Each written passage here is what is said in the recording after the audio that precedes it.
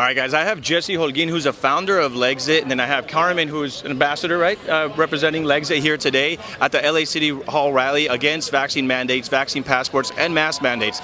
So, Jesse, what brings you out here today, and what's your message? We're just out here standing against medical tyranny.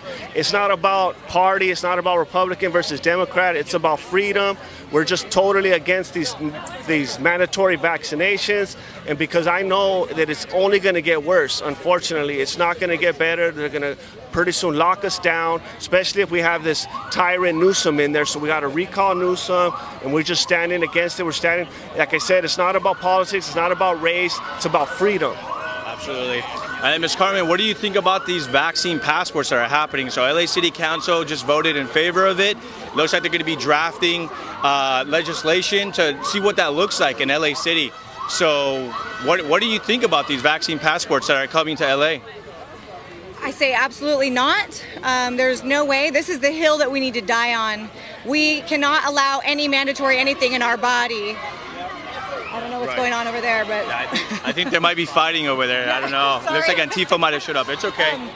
Anyway, yeah, things are getting a little spicy around here, everybody, but we're here to hold the line, and that's our message, is that bodily autonomy above everything else. These are our God-given bodies. We are not going to allow anybody to do anything that we don't want to be done with our bodies. This is the hill that we are going to die on. If we are going to allow them to instill medical tyranny on us and basically medical rape on us, then there is nothing that the human population won't let tyrants do. So this is really where we need to hold the line.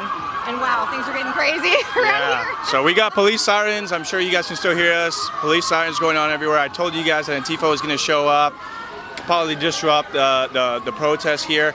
But Jesse, just the last message. What do you say to Latinos and Hispanics out there? I know that in LA City, only about 50% of Hispanics and Latinos, so it's kind of interesting to see that the party that preaches equality and wanting to help the minority, but then now you got about 60% of African Americans and almost 50% of Latino Americans that are going to be discriminated against because of this vaccine passport and mandate. So what is your message to Latinos and Hispanics? You're the founder of Lexit, right? You represent a lot of Hispanics, Latinos. What is your message to them?